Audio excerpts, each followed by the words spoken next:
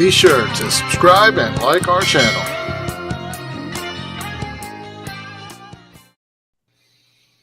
Well, welcome everybody.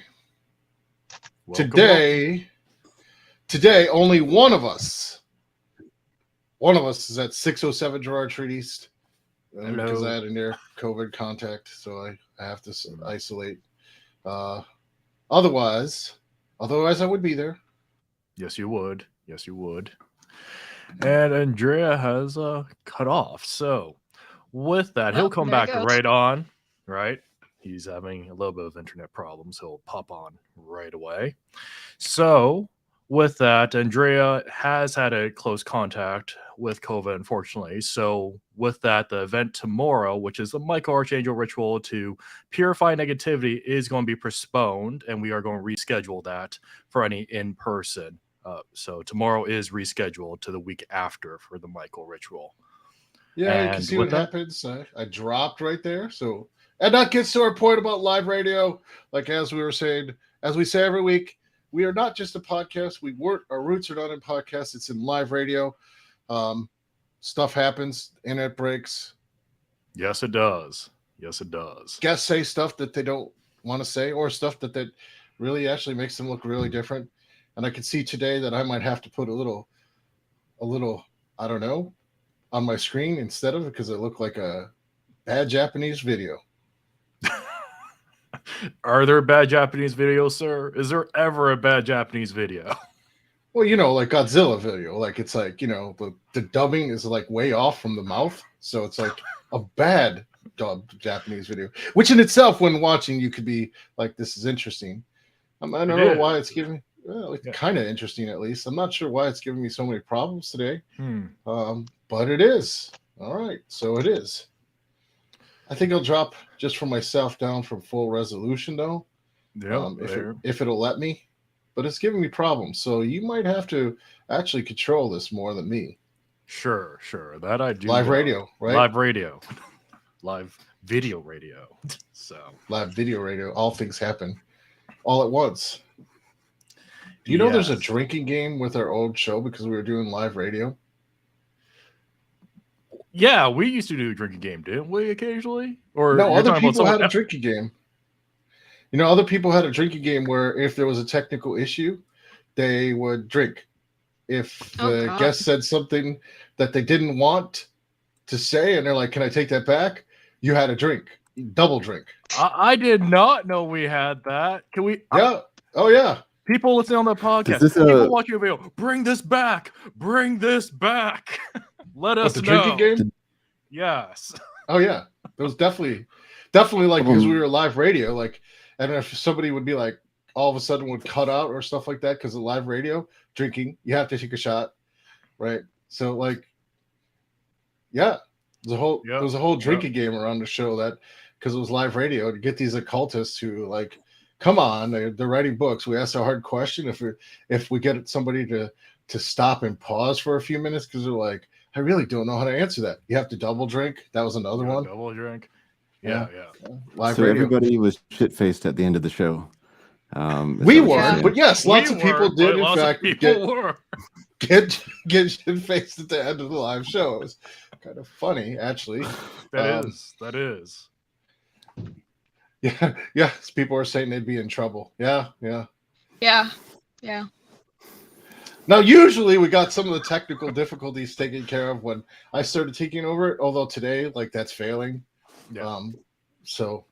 But that's also that's just how it is some days. So if I hopefully you can hear me. My video doesn't really matter that much. I'll try not to move.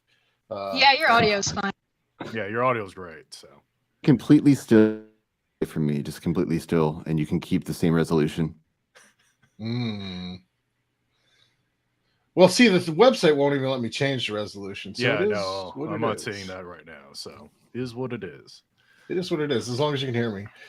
I can't even see everyone else. It's like sort of stopping halfway and then starting. So yep, I can see everyone. So we're good. We're good then. Yeah. So we covered the fact that we are not going to actually be doing the Michael ritual because, well, the disease that everyone thinks is done is not. So I have to actually quarantine in my fine office. So no Michael ritual till next week. So if you're coming to the store and you're watching the show live, just next week. We'll do the Michael ritual next week. Zach will still teach his pendulums class. I'll do the Michael ritual. It's Double all good. Feature. It's Double just feature 1 week day. later. Yeah, you can come for the whole day then, and then hang out. Hopefully between, buying stuff. So if you're worried, I'm not worried, but if you're in Toronto, 607 Gerrard Street, 4th floor, 401, East Chinatown, Toronto. That's where it's at. Rituals every other week. Live rituals. We've got 2 shrines. Yes, we do. Technically 3. The third one's not built yet. It doesn't count. The third community shrine doesn't count yet because it's not built. But I consider that the dead shrine is working and definitely operational. active. It's good. It's operational. The Buddhist shrine has the first Buddha, actually consecrated Buddha on it that we consecrated, ready and out and ready to go. So like those 2 shrines are ready to go. Buddhist prayer shrine, which is a mini temple space, and our ancestor altar. So if you come to Toronto, there's lots of stuff to do. It's lots of you don't even have to buy anything. You don't even have to come in the store. It's in the hall. Community. Yep, it's all in the community space that you can just kind of sit there and pray and do what you need to do. And there's QR code instructions right on the spot, so you can just kind of get basic magical instructions on how to actually connect with your ancestors. There will be a Buddhist one too of how to actually do the mantra work for each Buddhist spirit that's out there. The next one that'll go on our Buddhist altar is going to be Kuan Yin. And we're going to make a talisman for Kuan Yin and then put it on there. The one that's currently there is the Sun Buddha, which is Danichi, which is sort of the creator Buddha or creator Buddhist spirit. We're in East Chinatown, so you should, you got to kind of expect. You should say hi. You should say hi too. They should say hi to the Buddhas, right? Yeah, when you're in Rome, you do what the Romans do. When you're in East Chinatown, right, you have a Buddhist shrine. It kind of has to be that way. Otherwise, we'd be failing, like our Big Trouble in Little China whole motif. I know. We got to live up to it. So if people are wondering what the motif is, that's our motif. Yep. I was going to say too that there's going to be that article up soon about the ancestor. So look for that maybe the next week or so. You sent me the pictures. I've been meaning to do it. So it could be something that you can showcase, and maybe it can really put it together and kind of let people know what it's about. But that will be up hopefully later this week on the website. Right. So that gets to who we have here today, which I don't know if they got introduced or not yet, because not yet. Right. So who we have today is we have all the people coming on from the Occult Living Room, which is a community kind of occult ground up group. We're going to kind of talk about that a little. And one of the things that I submitted a couple articles on, demons. In relation to what Chaos Tarot said, I just have to have one little thing. Have you paid your dues? Yes, sir. The check is in the mail. The people who get that will get that. Or the China is here, Mr. Burton. Yes. So Chaos Tarot, if you really want to see something funny, go look up Low Pan Style on YouTube. It's hilarious. Yes, it was when you said that clip. Low Pan Style. You'll see it. You'll appreciate its awesomeness. So that said, we have today all the people from the Occult Living Room. Not all the people. There's 2 of probably us. a couple hundred actually. But we got the 2 representatives today. Yeah, there's more representatives too, I think. But we have the leader and a representative. How about that? There you I go. don't know if I like that. I don't know if I like leader. I can be the cat herder. Facilitator. How about facilitator? I like curator. That was what I came up with. Curator. Okay. Curator. Although it really is more like a facilitator. Like you sort of like prod people to kind of facilitate. I do some facilitating, that's for sure. Yeah. Or prod people to sort of do something and then sort of curate. But like mostly prod people. Like an astral cattle prod. It's kind of like this.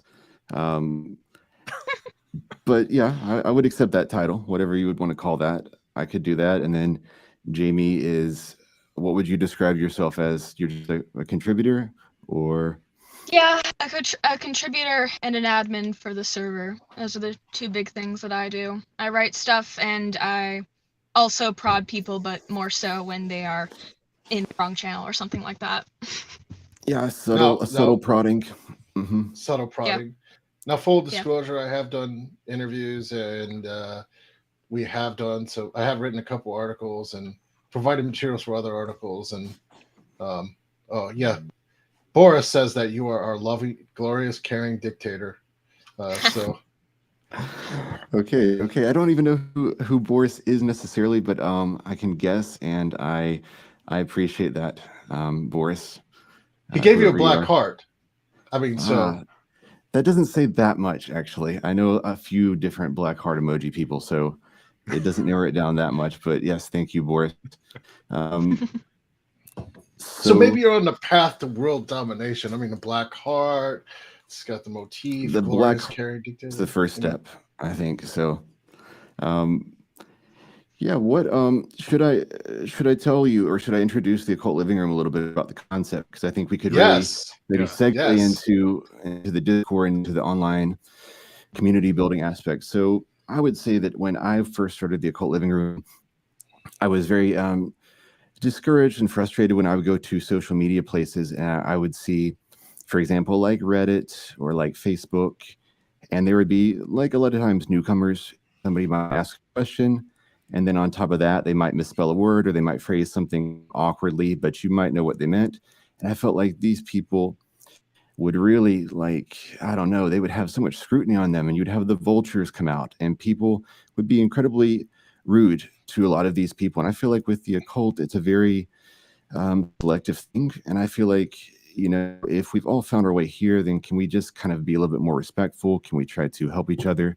And I essentially thought about this blog and Discord community as like a problem, and to be there first, and also just for the good vibes, just to have somewhere to hang out and to not feel like someone's looking over your shoulder, making sure that you don't say anything incorrectly, or like you can't be open about things if you're at a different level of experience. So that was my idea initially when I made like a casting call for the blog, and people seemed to really resonate with it. There are a lot of people that were like, hey, I felt the same way, but I didn't think about doing anything about it, or I read it and I stay on Facebook, or the people definitely understood this, and it really just resonated with a lot of people. I felt like immediately when I found Jamie and a good chunk of the people that are still with it, and that was about a little bit over a year and a half ago, and it's been live for over a year, and it's been doing very well. We've been very pleased with the response, with the community on the Discord, with the progress we've all been making, so personally and as a blog. So yeah, what could you add to that, Jamie? You were on the other side when I was doing the casting call.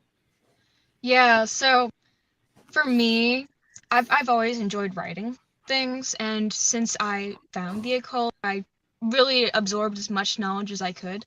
But I came right around before the witch talk wave of influx, so to speak. And a lot of the information I gathered was very difficult because as someone who was in the broom closet, I couldn't just, buy whatever foundational books there were. Like, all of my information I had to just gather online, and I found it was extremely difficult to actually cobble together any practical advice through the different dogmas that people could have, or UPG being presented as fact. It was just, I wished that I could take what I had learned and present it to people in a more coherent way. And then I was just on Reddit one day and I saw this person saying, hey, I'm starting this website and I need authors. And at the time I was 17, so I was like, I know I'm young, but these are the things that I think I can offer. And from there, it went off pretty fast, honestly. I mean, I wasn't expecting I wasn't expecting it to go as far as it did. Let me put it that way. I mean, you just see a random post that someone on Reddit is starting a website. You're kind of like, oh, okay, that seems interesting. But it's really become a huge part of my life, and it's grown to be a lot more than I originally expected, and it's been really awesome. I mean, one point that Chaos Tarot makes is that people try that all the time for profit, although officially speaking, we're a store, so we like profit. We do. But the fact that the intentions were actually pure, that kind of led into a lot more success. And that could be true, because that leads into some of the questions of the egregore that backs up the kind of the Discord and the general process, that because the intentions are better, maybe the egregore itself is sort of helping to keep things going and keeping things going in a better way, with sort of regulating the culture of people who kind of participate and who don't. Yeah, I think the egregore is definitely a part of it, and it's a culmination of a lot of things. We were talking about it earlier, and I was thinking, yeah, maybe what Chaos Tarot said is true in that way, that it's been done before, but I think that maybe there's a bit of a flair, and I've always had to do art. I've always had to do music. And when I started this blog, I wanted the aesthetic to be a lot different. And I had seen too many blogs that this kind of like old English,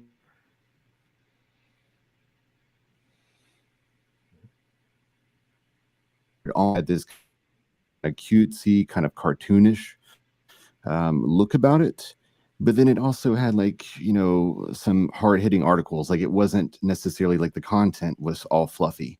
I really like that aesthetic, and I think that aesthetic is even more effective when you've got some stuff like your article recently on folklore, or there's been some kind of deeper ones where I felt like someone that just came to the website and they saw that, they were probably not expecting such high quality content. And I think the aesthetic can serve us well in that way too, that people can look at it and instantly tell that it's a little bit different. Because with some other blogs I've seen that were similar in some ways, I felt like the aesthetic was not unique enough to maybe convey that, and it got lost in the mix. And it's one thing that definitely stands out, and something that we've also gotten some complaints about, or that I feel like some people, it turns them off. And I'm happy if they want those old English fonts on their occult blogs, they can go to those blogs. It's all right too. So I think ultimately there's been several things at play that have contributed to the success of the Occult Living Room. And I think that, I mean, I'm very honored that he would say the intentions were. So I do think of it like a community service project.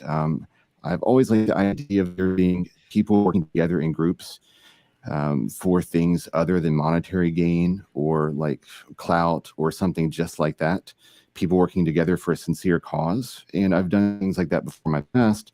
And this one just happens to be an endeavor like that with the occult. And you don't always see that necessarily in occult spaces too. So, but in some cases, everyone involved is gaining clout. That might not have been your initial intention, but you're getting attention, and attention in the modern era is equal to clout. It is equal. It defines like the flows of energy in a way that is actually kind of giving you more of a voice on the greater culture. And here you are, deeper down the rabbit hole, right? But it's not just.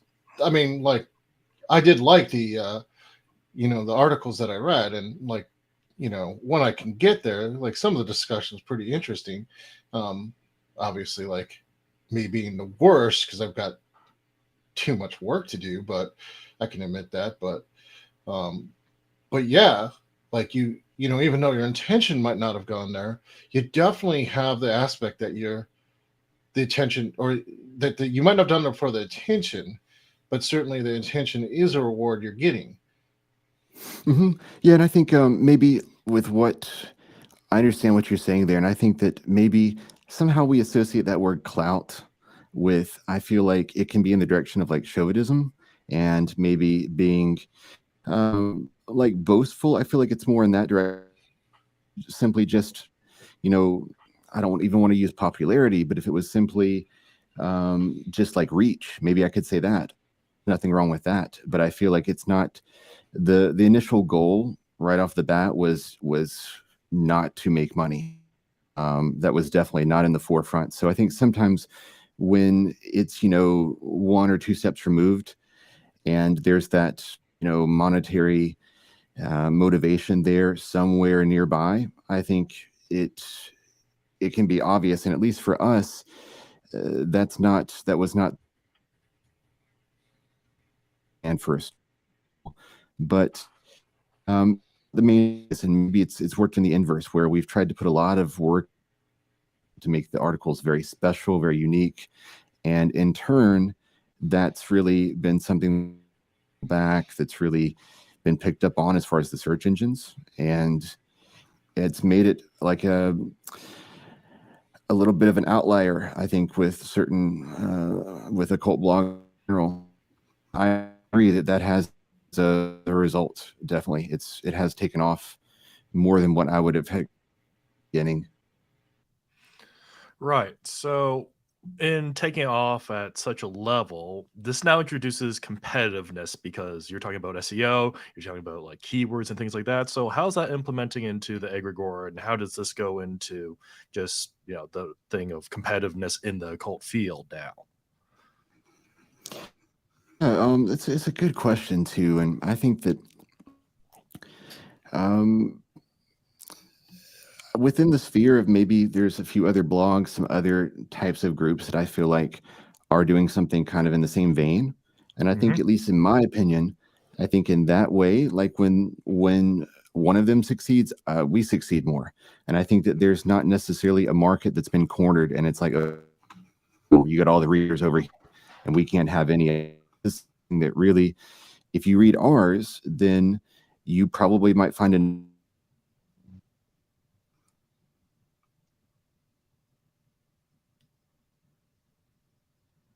All right. Sasha seems to have cut off. He'll come back on probably. That's when we take a shot, right? That's when we take a shot. Internet does this sometimes. Do you have anything to add here, Jamie? Well, I was thinking in terms of competitiveness. Yeah, I think that isn't something that personally I've thought too hard about. I'm more personally, when I write, I'm more thinking I want to reach out to people who might just so happen to benefit from whatever I'm putting out there. But that is certainly true. Of course, there is a hierarchy whenever you hit the search button of all these different resources. But I think that's part of why having a distinctive aesthetic, so to speak, is helpful, because there's a whole sea of different blogs that are trying to make occult content, obviously. And I think that by not going in with this mindset, oh, we got to get to the top, we got to win, we got to find a way to make this profitable, we got to get clout, even if those things do happen to come out of it, it still, I think, ironically, makes us more attractive and more likable, because we come off far more authentically in a space where, in my opinion, spirituality, the occult, all of that, I think it requires authenticity, Right. So this gets into the fun conversation we were having previously, which is marketing versus magic. So what's everyone's perspective on it? Yeah, the point made earlier about marketing is magic. It's, yeah, that's I would not argue with that. I would say that what I was talking about with Jamie at one point was that maybe when you have this really very commercially side of marketing, and you have something esoteric, I think by the nature of those two things, they don't always go together, or people don't know how to pair them in a way that's not disingenuous to either. And I think that's a very fine line to ride. But what does that mean, disingenuous to either? I mean, from the 1970s on, you have pulp occult fiction or pop occult books that are like New Avatar Power, and I mean, it's like from the 80s, you have the I mean, you could even make an argument that Crowley, like, wouldn't be known right now if it wasn't for the fact that his marketing was so good. And even when we get down to the Greek medicine and Hermes, like the hustle, the scam, it's all part of like sort of all part of the process, right? In a way, like for every person turned off by Crowley, 5 people heard of him, and they might never have gotten into the cult if it wasn't for Crowley. Like they just, because they heard the name and he became a self-legend. So like, is it what is the line there? I'm like, yes, you have to, like, obviously we can kind of talk about discernment, and that's kind of a real problem. That's a different problem of like discerning that the fictional marketing character might not be the person. Like, like Crowley's self-representation might not be the magician, or public representation might not be the magician, or I think we mentioned some other people that have difficult personas. LeVay's personal projecting. If LeVay didn't have such good marketing, no one would know his name. Like, and clearly that was some over the top stuff done, like from ritual. It was real over the top with that. From some ritual points of view, I would see that that's crass. It's over the top. It's carny. And he admitted all that. He basically said that's the point. That's the point. In a way. So like it's a difficult, like, what would the balance be? Like, now granted, like now we're in the age of sort of a counter narrative where only certain things are allowed, although I don't know that that's going to last long either. Yeah, I understand what you're saying about that, and I think, like, I majored in business management and also went to school for English, and I think that when I take into account like the businessy side of things, I would say that there's a distinction maybe between marketing and advertising. And I would also say that, what could work for one person in their style, there could be a very bodacious way to go about it, like with anything. And that can be very effective for that kind of style. And I think this kind of glitz and glamour, especially with certain types of music, I think that aesthetic works totally with certain things. But I think for other artists, for other authors, whatever, that really doesn't work so well. And I follow a lot of I read like business blogs and stuff too. And I think that there's certain things that I feel like from a perspective with business, what I like to do is I like to give people something that they can have and they can hold on to. And I'm not going to charge them anything for it. I want to give really great content on the website that they can have for free. And then from there might be something that can be offered. And I think some people go for the sell in the first line. And I think that it's not an effective strategy, in my opinion, in business. Like if I was selling insurance or something, when people feel like you're immediately trying to get them to buy something, like they don't like that. And I think it's also true with advertising. I think a blatant example of this is when people put things on Facebook and they won't say something and chime in relation to a question somebody asked. They won't be observant and do this in a reactionary way. It will be something like, hey, go check out my whatever. So essentially it's like saying, hey, you go do this for me, someone you don't know. And I think that's always the wrong. Yeah, no, I totally agree that from a business standpoint, that is totally not the way to do it. But that's not a failing in the cult. That's a failing of people. That's a well, that's a poor strategy. Go to other groups that are not a cult, like even business or Photoshop tips, and people will have a discussion about how to do how to do a mask correctly, and someone will be like, well, I have a course for that. Here, click here. You've never seen them in the comments at all, right? Not part of the discussion. So that's just a bad business move. But it's kind of like this marketing issue. I kind of feel like the marketing issue gets to one of the core demons of all occultism and spirituality. When I hire a plumber, I have to pay them because they know how to fix the plumbing. But there's a lot of people who have vast knowledge and skills in spiritual matters, and they actually make real world differences in people.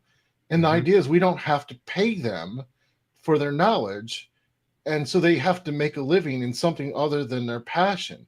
It gets to the core sort of, it's like, why do we go to festivals and the presentations suck? Well, they suck because it's at best a hobby for a lot of the people, right? Because they don't have the resources to make it, to perfect it, to get mastery. Like they're not approaching it like it's a work relationship, or not work. Some people just blow off work too, but I mean, they can't follow their vocation, because the vocation is difficult to follow. And like this marketing aspect gets to that. Like the hatred of marketing actually is sort of like another manifestation to me of this sort of demon where these people have a lot of expertise. Like certainly, like what I've seen in Occult Living Room, everyone has a lot of expertise and passion when they're writing their articles, so it's not just for money, but they know what they're sort of researching. They spend time on it.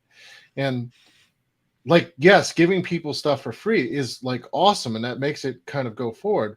But then again, on the flip side of that, even if a lot of those people wanted to sort of commit to this as a vocation, even if they spent the time necessary to make it a vocation, like a doctor, like, which some of us spent that much time actually learning occult materials. Like I think me and Zach have spent the equivalent of a medical, more than the time necessary. Yeah, we've hit the 10,000 hour mastery point, and then a lot more. So, but then what do? We still have day jobs, right? Like, yes. And that's kind of like a kind of weird quality that probably always goes back to Gardner, actually, in a way. Like, there is something that I think that is unique about the occult as opposed to other skills which you may spend all that time harboring and might decide to monetize, is the occult. I guess it's similar to a religion in the sense that we are talking about the stuff of our reality here. We're talking about these huge things like, why are we here? What is our true will with this life? What is the fullest potential of what we can do while we are here in these bodies? That's such huge subjects, and in some sense, are those subjects not worth their weight in gold in the time that you've put into it anyway, even if you don't sell it? Or is there not value purely in just sharing it with others? And that's not to shame anyone who does choose to monetize it, but is there room for that gray area? I think certainly when you're doing it for yourself, it's worth its weight in gold. However, when you start to learn how to help people, you're not in the same role as you're just doing self-alchemy anymore. You're actually, there's a different set of processes. You have to learn it for yourself first, right? But then there's a different set of processes when you apply it to other people.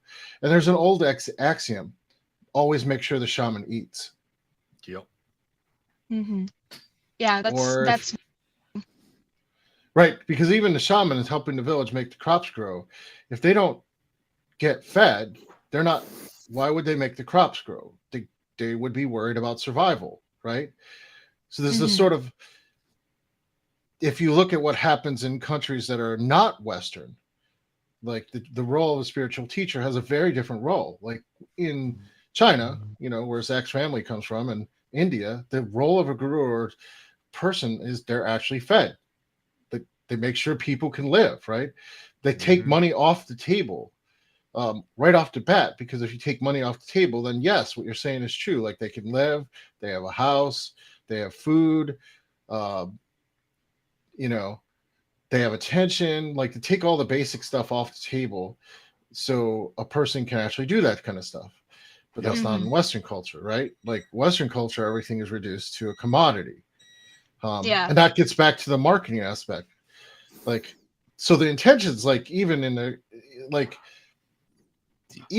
the occult living room, although attention is pure, like it started from a pure place, you're still getting attention, right? You're still, it's still the commodity that feeds the egregore that makes it so that way you can have the type of community that you want. Like, because if the egregore wasn't getting fed attention, you wouldn't be able to have a community of like-minded people, right? New people wouldn't come, people would drop off, and things would die out. So it's like, so the currency here isn't money, like in a cult living room. It's still like what I was getting back to. There's a currency of attention. In exchange, what's being provided is this safe space that's communally good and growing. But there's still a different commodity, right? Like now, again, I think Sasha's paying for those servers, right? Yeah, it's definitely true. And yeah, I was going to say too that also technically marketing, you can do marketing for like charity organizations. Technically, I think that there's not the idea of there being a sale with marketing, but I would say monetizing would be like a different thing. And there's been times with the Occult Living Room so far where I really felt like the article was so good that I wanted people to see it, and I knew it was going to help us, as far as like dig into the search engines. But the article was so good that I just wanted to have that advertised, people would see it, and so it would gain traction.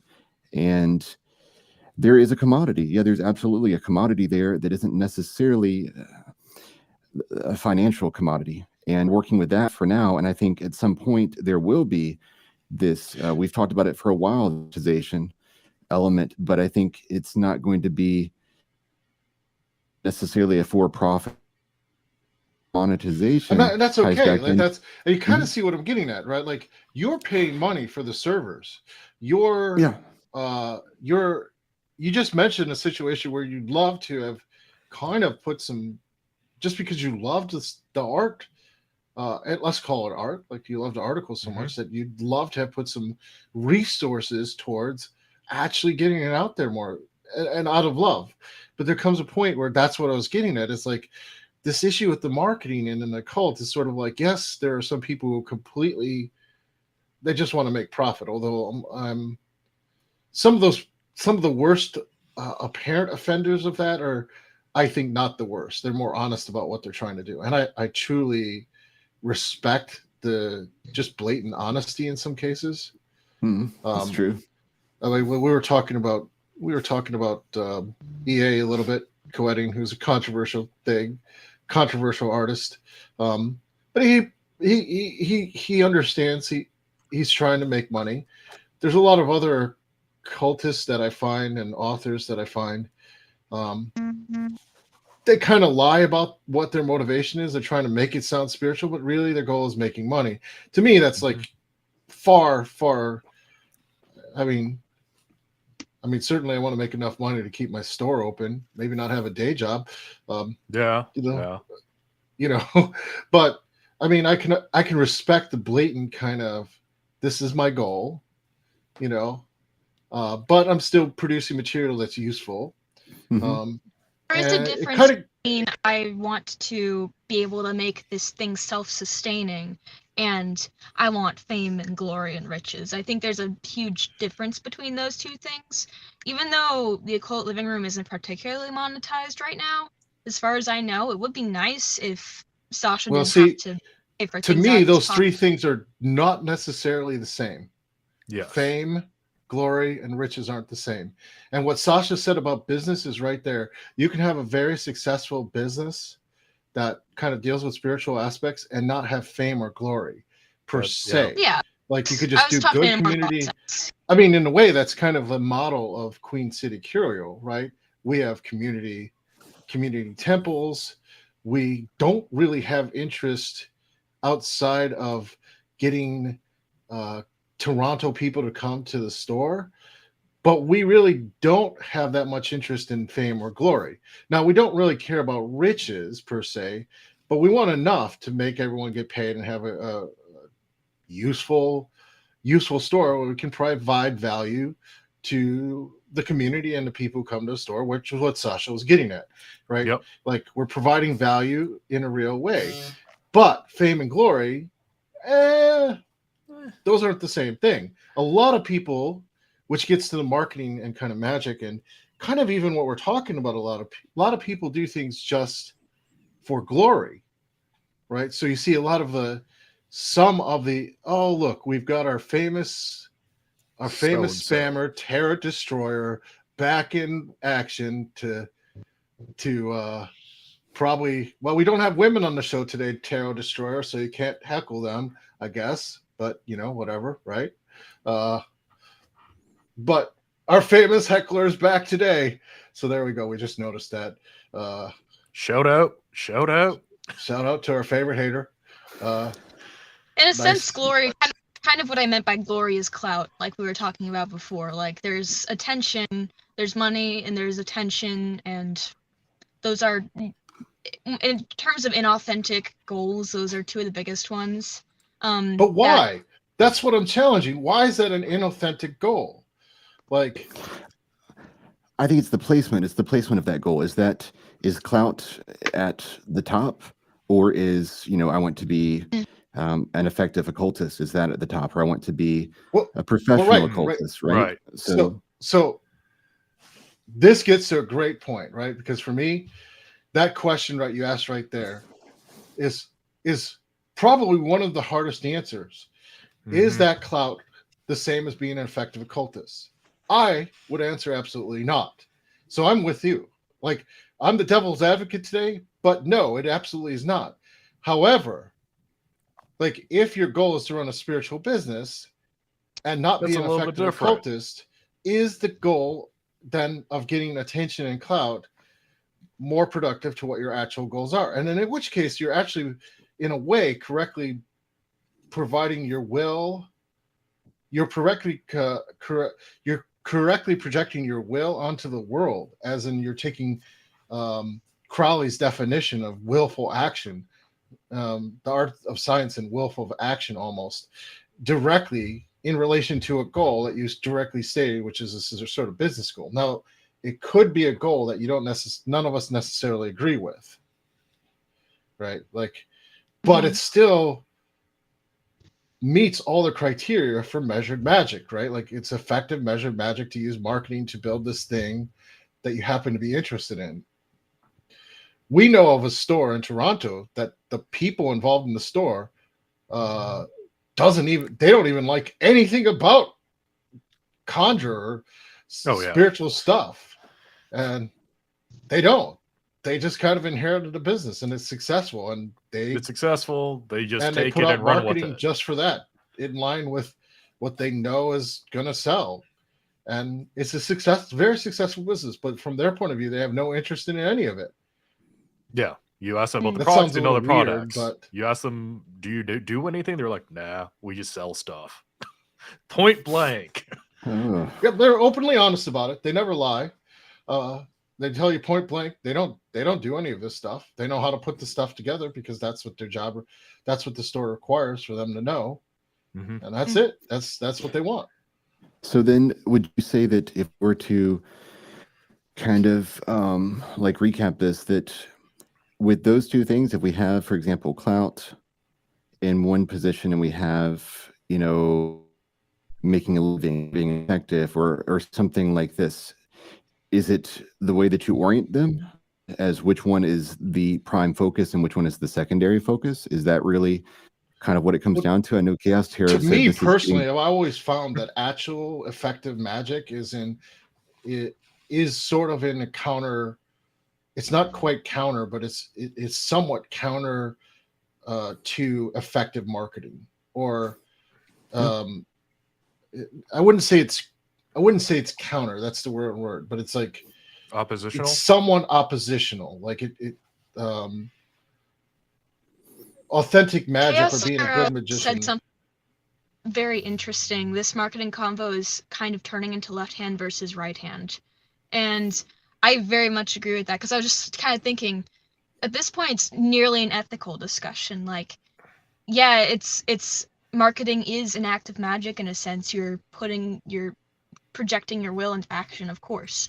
But now we're talking about, is it cool to do any kind of an occult business purely for the sake of, monetization and popularity, or is it an essential for your intentions to help people or not? So let me take the counter narrative to that. Again, remember, officially, I will state the Queen City Curio position, so that way people don't get confused that I'm being the devil's advocate. Because if they do, like they could go back 5 seconds in the video and hear that. Like that. Rewind. Basically, our goal is to provide a working, safe ritual space, a spiritual education to produce meaningful results across the greater Toronto and world level thing, because we believe that spirituality is actually a technology that can be mastered, as like several other technologies can be mastered and manipulated to bring about better outcomes from all of us. So that said, is that a good summary, Zach? No, that's a very good summary, sir.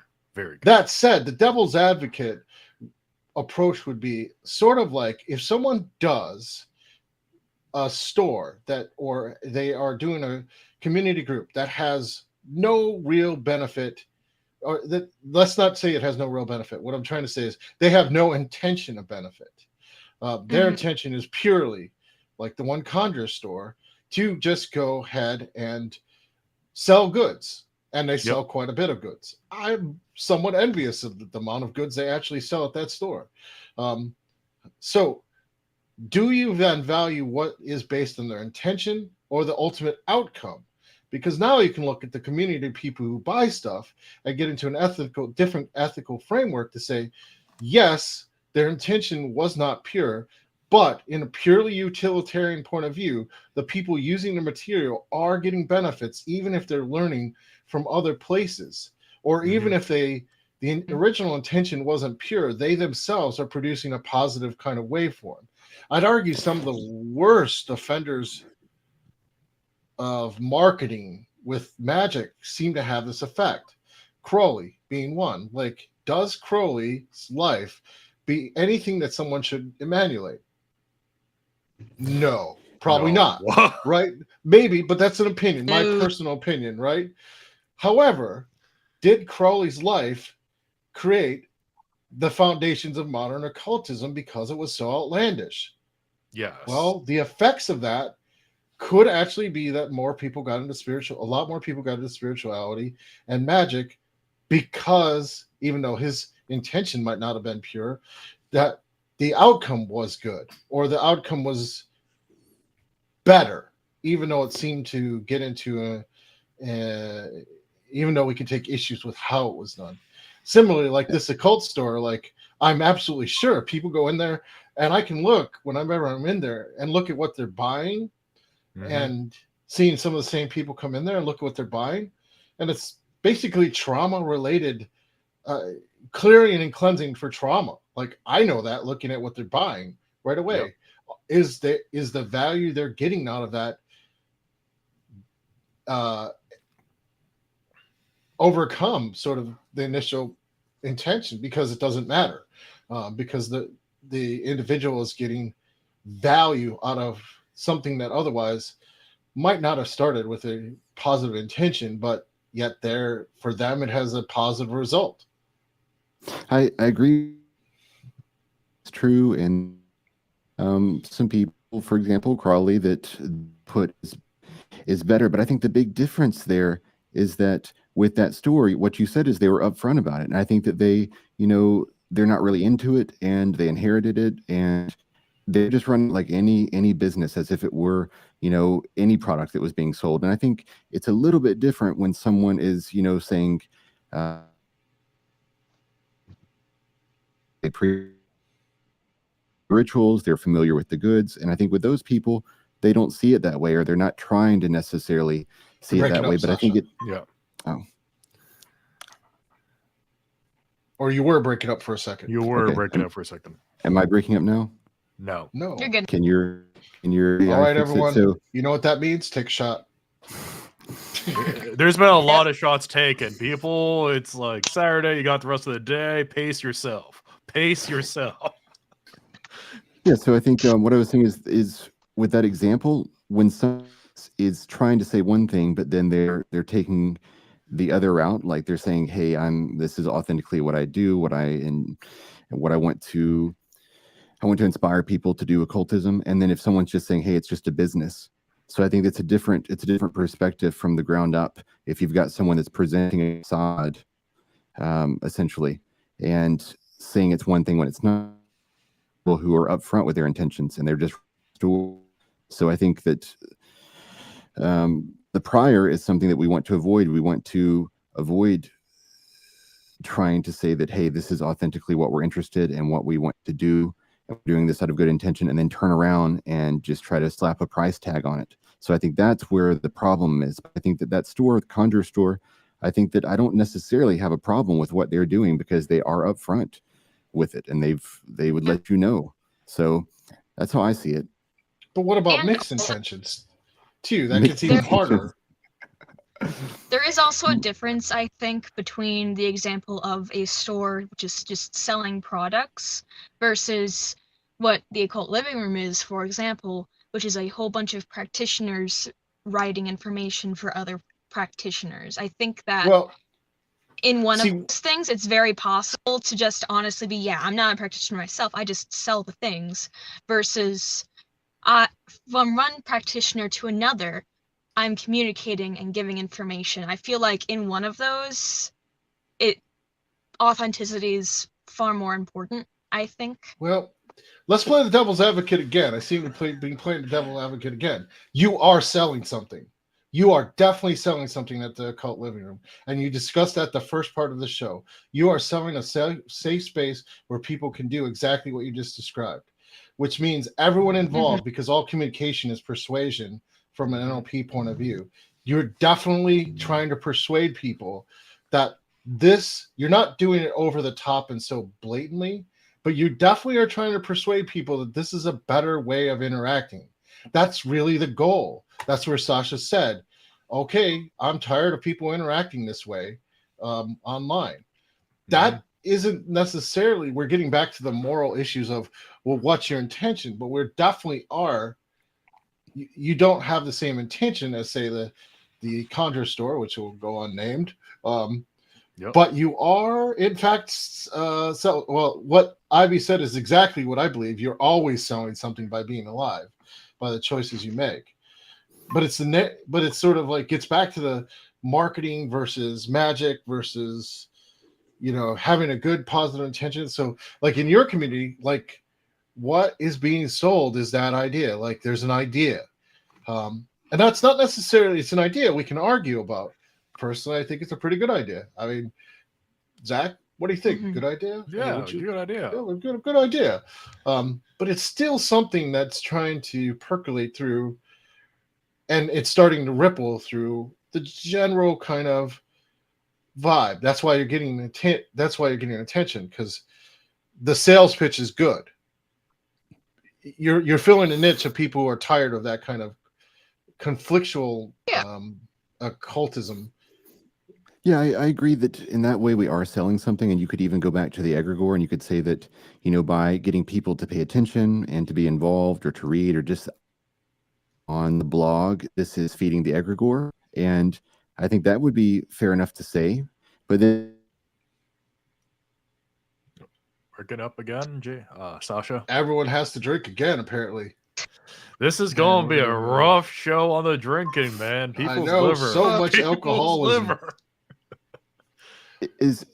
Could I make it easier by like deactivating my webcam? Would that maybe keep me from? Possibly, if you have a... That possibly, yeah. Give it a test. Okay, let's see if this works any better. Okay, I should have taken a picture real fast. I could have dragged over a picture and put it over the top of you. It looked like a little... So, with the egregore, you could argue that with getting people to look at the site, to come, to interact in the Discord, or just to acknowledge the Occult Living Room, it is feeding the egregore in some ways, right? And that can be, when you said we're selling something, we're selling an idea. And I think that if you look at it, then what does that egregore serve, or who does that egregore serve, or what's the purpose of that egregore? I think it is there to benefit those very people. And And that way, if the egregore is there to benefit me, it would be different. But if it's seen in that way, then I feel like that's why it's kind of like a community service project or an outreach, or it's like an NGO or a nonprofit, because it's going back in itself, and that egregore is essentially helping the very people that put the eyeballs on it. So it's regenerative in that way. For now. And I think that when we start with the merchandise, which we've talked about it for a while, we're going to put services there for like tarot and for some other things for spell work. And I think that where we will start from with the merchandise is we will have, there's been a few things that include the talisman on them. And it would be something where when you buy this talisman, or we've had a few different wooden ones made, we've been messing around with different ways to make the talisman and put it on something that could be used during ritual to evoke our egregore. And I think that when we're putting that into it, and we're getting the egregore, that sigil, that talisman out in the world, I think in some ways that's a bit like advertising, because the person that uses it, they will receive the benefit of what that egregore offers, but also it will be there in their space. Somebody will see it. They'll be like, hey, what's this thing? Or, why do you have this on your wall? Or what does this mean? And I think in that way, that can be a very like pure occult word of mouth advertising that can mean a lot more than spamming some Facebook groups or taking out ads, for example. And it works in both ways, where it strengthens the egregore, I think, directly. And it also, people see this symbol somewhere. They want to know what it is. Right. Yeah, so go ahead, Jamie. Yeah, I was just gonna say, and when it comes to selling this idea of our mission statement, which is there's a better way for us to engage with each other as practitioners that benefits all of us, I think that being able to sell that, quote unquote, is an award in of itself, a reward in of itself. It's not quote unquote. I mean, I know that you hate the aspect of the wording, but it definitely is a sales pitch. Like, I mean, that's okay. Sitting here in this capitalist society, yes, it can be compared to a sales pitch. But it's a sales pitch to something that doesn't cost anything, but can also benefit you. So, but see, Sasha, that's where it kind of was Uh-huh. before, saying there is a cost. There's a cost in Jamie's time. There's a cost in you paying for servers. True. There's a cost in your time. There's a cost in the kind of thing, and you are getting benefits. It's not like there's no benefits either. That's like this kind of goes back to the chat where people were saying it's like the left-hand path versus right-hand path, right? Left-hand path fundamentally does not necessarily believe in altruism, right? Like if you look at LaVey's writing and things, they believe that altruism is people do things because there's benefits for them. We could argue that point, but in a way, there is a lot of benefits. You get to talk with other practitioners, have like-minded people. You get to feel good about helping those people. You are like, these are all tangible benefits that are occurring in general. Like, and there's a cost. Like I said, there's a lot of hours. I know for a fact, Sasha, you are spending 20 plus hours a week on this, and possibly more. Like, time, energy, focus, all those things. Probably more like a 40-hour week, right? Just I'm spending a lot more time on it than what people would imagine, because I'm very perfectionistic with my with the articles when they come out, and with the posts and everything and the curation. Yeah, there's definitely a lot more time for the content. The time to content ratio, you would expect more, but I think I'm also trying to put up something with every article to be something that actually has longevity, and will not be something that's irrelevant in a few months, for example, or even a few years. And I feel like with every piece of content that's on there, there is something that will stay longer than just like, oh, that's from 2020 or that's from 2021, and it's got this timestamp on it. And I've tried to do the same with the artwork too. So yeah, there is, for me, honestly, sometimes I think, why am I doing this? I was thinking about it over Christmas. I was like, I could be doing so many other things. And in some way it's like tempting, but at the end of it, I do have a real passion for it. And there is that benefit. And sometimes that benefit is hard to see when there's like a ton of, if I'm working overtime at work, I've got small children, and I'm doing this. So sometimes that benefit it's kind of a toss-up sometimes, but I know it's still there, and it's been a driving factor. It's been more of that than it has been of a burden. But sometimes it is a point where I feel like I don't want to do this for a little bit, and I have to just kind of take a break, do my own practice, and that's what's essential, I think, to keeping this from burning out. Because one of the questions I remember you had mentioned was, how do you keep it going? And I was thinking more about, like, instead of how do you keep it going, it's like, how do you keep it from burning out or self-destructing? And I think this was something that just happened kind of recently with a pretty popular occult Discord server. It just kind of blew up and fragmented, and people scattered to other servers. So I think that in some ways it's trying just not to get hit, as opposed to doing something specifically. But yeah, you're right about the benefit there. But sometimes I think the benefit it's not always immediately apparent to me. Even sometimes for a series of days, I feel like it can be a bit of a chore, but then the reward is that much greater. It's just I can't see it always in those moments. Right. Well, like I said, I know for a fact it's 20 to 40 or 60 hours a week that having tried similar projects and came to the conclusion maybe it wasn't worth it. I know for a fact that you're spending probably that long, and I could see it. I mean, and so like everyone watching, like, yeah, like you know, Sasha's like, I mean, people were joking, calling him the benevolent dictator, but really he's spending a lot of time. He's spending a lot of time. This isn't like, that's why I'm like, that's why I was kind of like, yeah, there is a cost, and the egregore is sort of convincing you of that cost, and that's what makes it worthwhile. But there is personal costs, right? Like Sasha could do a better job at this if he didn't have a day job. Yeah. Yeah, definitely. He could do he would have more time. He wouldn't be tired. He could spend more time on his own personal magic. And this gets to the crux of the issue. Now, I could say, well, it's just a capitalist society, but that would also be true in non-capitalist society too. Like, the ideas still have to sort of take hold that people will invest the resources, whether it's time or not. You know, unless we're in the Federation. Then if we're United Federation of Planets, you could just do this, and you don't have to have a day. You just do it out of passion and be okay. Yes. By my understanding of the Federation economics, yeah. Yeah. Old school Federation economics. I don't know about the new movies, so I better not talk about them. You made the reference. You're good, sir. Okay, good. I got my nerd points for the day. Okay, I feel successful.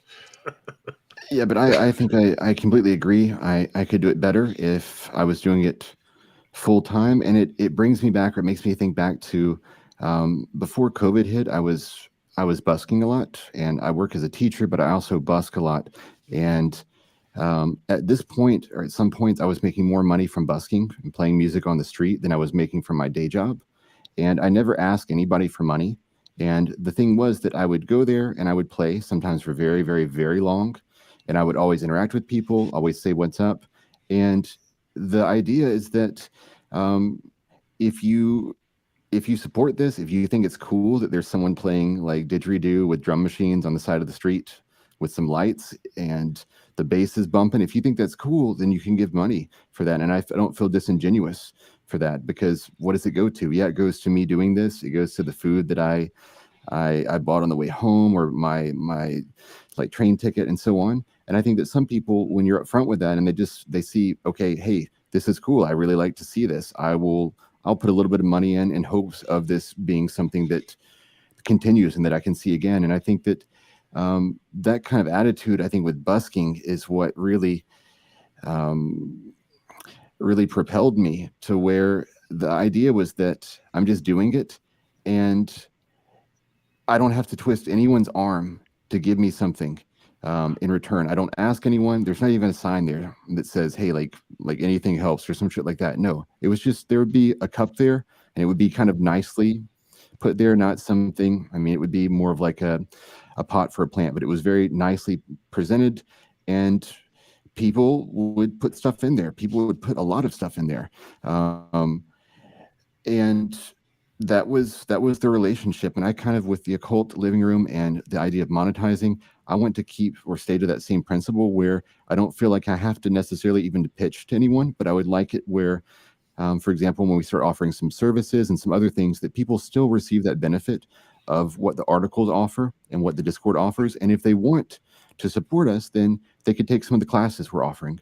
And we don't even have to necessarily go on Facebook and say like, hey, this new occult class on this, we're offering it, come get it now before it gets booked up. So I want to go from the ground up in this way and let there be several ways where people can interact, that can be involved, and then don't necessarily have to spend money, but do so because they authentically really have consciously chosen to. I want that customer base as opposed to somebody that's convinced from a flashy ad or a well-placed ad, even with, algorithms. I think that if we could go from this way into the monetization, that would be the purest way to keep in line with the principles, to keep the egregore fed and to keep the whole thing sustaining. Otherwise, I don't think it will sustain if I try to go too fast or try to just, I don't know, get some money pumped into it quickly. Well, you effectively described a content management business, a content marketing management business, an effective content marketing management business in a nutshell, like of how the process actually goes and how you do that. Yeah, wait, I think our spammer once again is making weird, our hater, who usually insults women, is making kind of weird comments about self-love and getting caught and getting arrested in Burger King. So, yeah. Whatever works. Whatever works Yeah, for you. I saw that once it got first posted, and I was like, oh, and the chat went silent after that. Amazing. Well, this is our honorary spammer, dedicated. There's a couple people who come on that dedicatedly hate us, like, and make comments that are just really weird and inappropriate. So, well, thanks for the attention. Yeah, that said, besides our weird oddity, a couple, right? We feed on the hate, young Padawan. We're both Sith. Anyway, besides all that, we posted the link to the Discord. In the chat already. But maybe you could kind of it's the occult. You can do a search where it's the occult living room. They have lots of articles. As we alluded to, they have some articles. Sasha's always trying to get me to write more articles. I might have a little more time now that I sort of got a different job. So not a hate-filled job of start facilitating some more articles out of you. Yeah. Facilitating, yeah.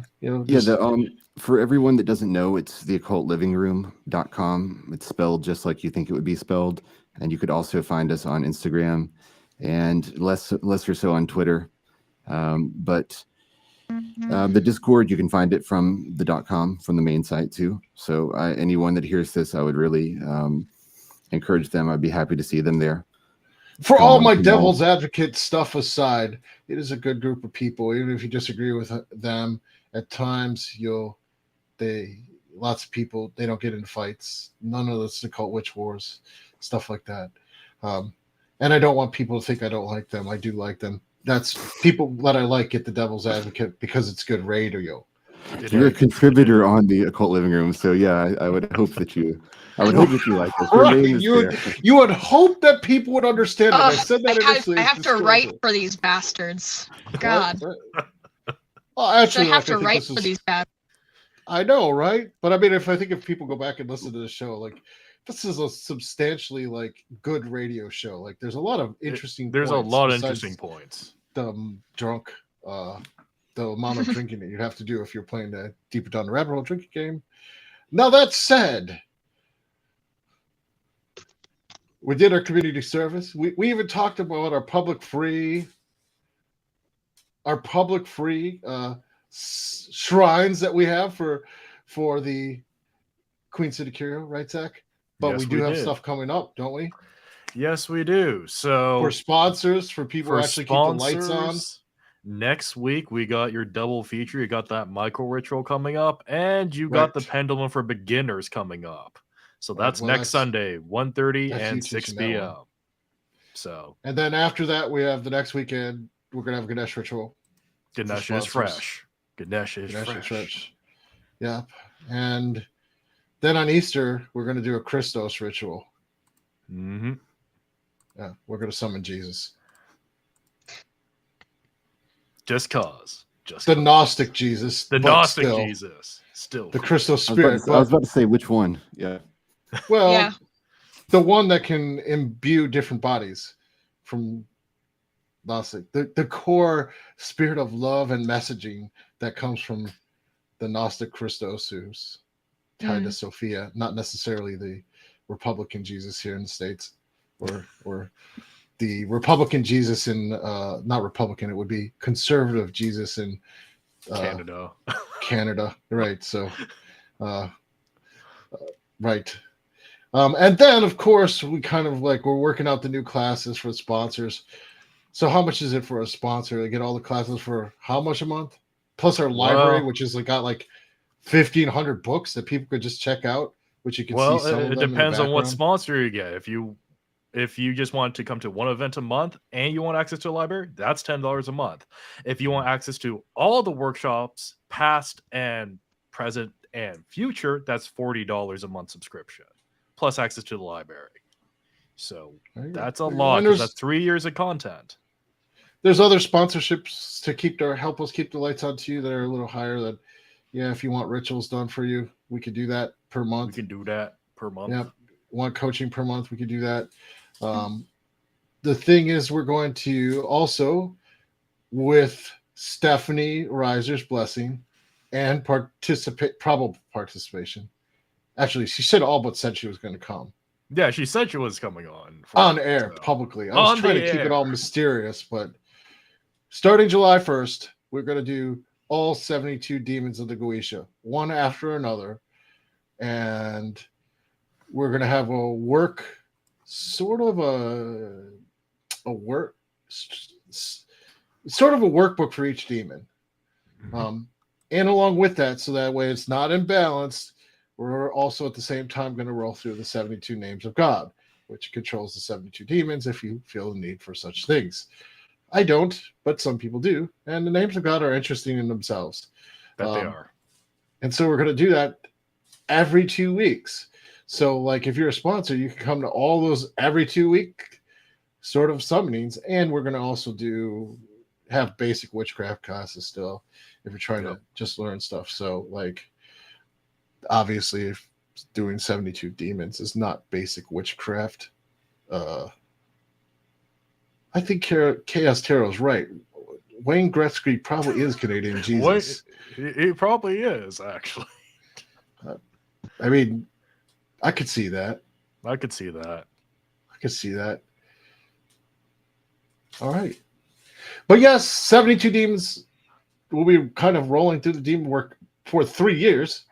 If you do the math, 3 years, once every 2 weeks. Like Semaphorus, which is the name of God, and demon work for 3 years. So if you're a sponsor, there's going to be a lot of content. And yes, there is. Like a lot of like actual transformative magic. So Stephanie ran this kind of demonic immersion. It took her a year and a half, but she was doing one a week. And she didn't run the rituals at the end. Like, so we're actually going to run a ritual for everyone, for every single one, and let people participate. And there's something to be said if you can participate in an actual summoning. Generally speaking, if you're dealing with people who know what they're doing, your ability to summon that entity will be much better. It just gets into your energy system and well, you got the introduction. Let's put it that way. Yeah, you got a better introduction to understand what it's about intuitively, gnostically. Like it's there in your body then. So yeah, all 72 semaphores. So we can probably have like more stuff, like 2 rituals, one ritual every week, but basically like one sort of kind of workbook around how to set up the work for the demon for 2 weeks. And it does take about a couple weeks to kind of just understand what you're doing, getting the core materials, and all that is going to be available to sponsors. But if you want to work with one demon particularly, you could just come for that, and we'll have a la carte. Although it's definitely not worth the membership. No, the membership's worth it. Yeah, the membership's cheaper than the a la carte. So yeah. I don't know. Anything else we got going on besides all that? No, I mean, we got next week, that's going to be a double up day. And then after that, we got, let's pull up the event calendar. So we got the Ganesh ritual. After that, we got figurine candles. And then we got the Guan Yin ritual. So we're going to get all that posted up. When we do the Kuan Yin ritual, we will almost certainly make the talisman in the middle of the ritual and consecrate the talisman for the public shrine. So we will make that talisman then, and then have that available in the public shrine, which is pretty cool. Like, it's kind of a micro temple. Like, it's like a small little room by the elevator. It's got prayer flags all along it, and you can kind of just sit there and pray. And it's like the other micro temple, like, is sort of just out there in the hall, and you can kind of just sit down and pray. So you really don't have the room, or your roommates get in the way, because in Toronto, real estate's harsh. This is like, just come by and, like we said, work on it. The Wish Shrine, our Wish Shrine is taking a lot longer for us to build our Strento Wish Shrine than we thought. Yep. Well, we're going to get on that. But if you're in Toronto, come see it. If you're not in Toronto, but you'd like us to kind of put a camera out there, we could do that too. We can absolutely do that. So let us know. Yeah, if you become a sponsor and say, I'd love I want the sponsorship to buy this camera, we'll go get some. We'll get some cameras out there for the altars. Put it on the shrine so you can work with it. Yeah. Yeah. So with that said, stay safe, stay healthy, and we'll be back in a few hours for our next show. Yeah, we have a double feature this week. We got a double feature. The UK is like 7 hours ahead of us and never works out to have our normal show hour. So, we'll have a normal show. That's how it is in the UK. It's like you're in the future, Sasha and Jamie. You're in the future. I think Jamie's in your time zone. I'm in the future. Though. Yeah, Sasha's in the. It's quite nice. Sasha's in the future. It's nice here. It's tomorrow here, actually. So thanks for having us on. I appreciate it. So again, after all that spiel for our store, please check out the Occult Living Room. They really are a great group of people. All devils aside, advocates aside, to make good radio. Like, you don't have any of the conflict that you usually do with occult groups. It's just, and that's worth supporting in itself. There you go. That was my final pitch for you, Sasha. So if you can everyone stay on for a minute, the show will kind of has to make sure it uploads it. Yes. Thank you for having us.